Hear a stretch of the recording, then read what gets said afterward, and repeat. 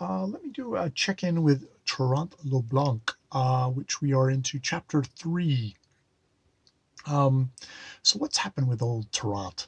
Um, we get this weird thing where the people come out of the city and they visit the hermit, formerly the Hermit King, and they tell him about this new warrior, Trnt LeBlanc, and actually, I think he comes and he's like, oh, he's very humble about the stuff, but it turns out he's won the great honors at the thing. And the the daughter of the daughter of the king, I think it is, has this bauble between her breasts, and he asks for it and says, "Sure, you can take it." And he undoes her thing, takes the bauble, touches her breast. It's very highly erotic. Um, and a guy, one of the other lords, has a problem with this. Is apparently he's been pursuing her, but she's always said no to him. So just, I don't have that interest in you. He challenges Trnt to a duel. They fight a vicious duel where they're stabbing each other and stuff like that. Finally, the other guy dies. Trnt is almost dead.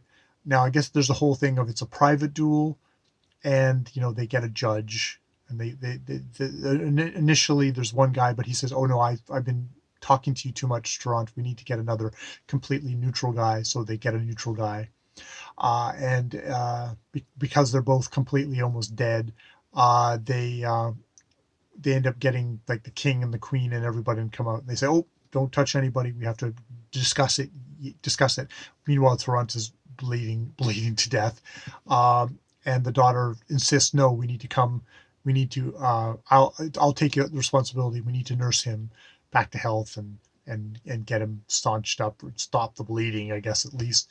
And so they do, and they heal him, and so they have all that. And then there's this weird thing where it's like a prince is there, and he's like, oh, he's got all these kind of greyhounds, and the one gets loose, and it's super vicious, and it runs up to Trnt. And Trunt's like, it's like, hey, back up, pulls the sword, and the dog's like, oh, sword, takes off.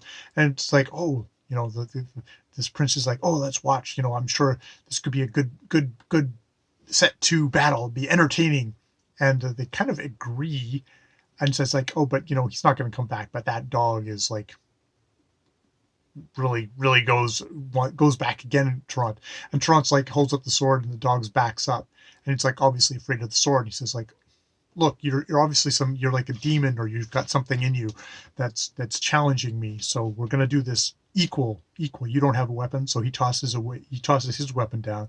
The greyhound grabs the weapon, carries it away for distance, then comes back, and they go at it. They attack, and it's like they're biting each other, because that's the dog only has teeth, so Trnt's only going to use teeth, and they bite and they bite, and he finally breaks the dog's neck, which he believes is like it was possessed with some demon, but he's like savagely bitten, and he's terribly wounded yet again, and they judge that it was a just battle, because he didn't kill him with a sword, a weapon. He killed him just dog a mano, and they heals him back to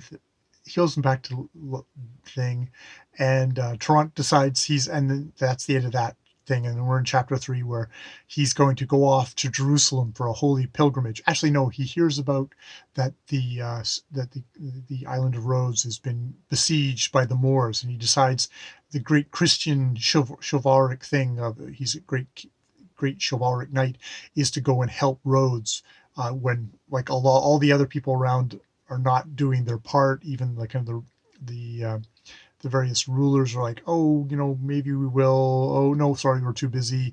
He's like, so he goes off, and his this is in France now, and the king of France is like, I don't have the time, and but he's got a son, Philippe, a youngest son, which he's very cold to, doesn't really care about, who decides, okay, this will be my chance to kind of get glory and to do something amazing. So he goes off with him in secret, and they go off, and they stop on a couple of places going by, and finally they do get to Rhodes, and they just drive their ship as fast as they can through the blockade, catching them unawares, ground the ship, and now they're in Rhodes, and they've got all this food and stuff for the starving, because they were completely starving.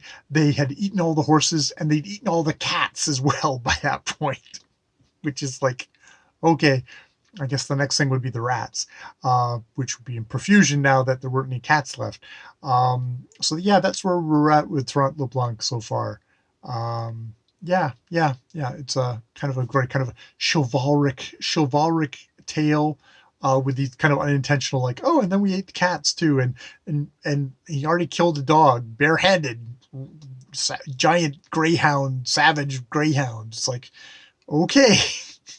And now I'm assuming, because we're in the thick of it with the Moors, that there'll be lots of killing, Moors, Muslim people, in this thing. So yeah, interesting stuff.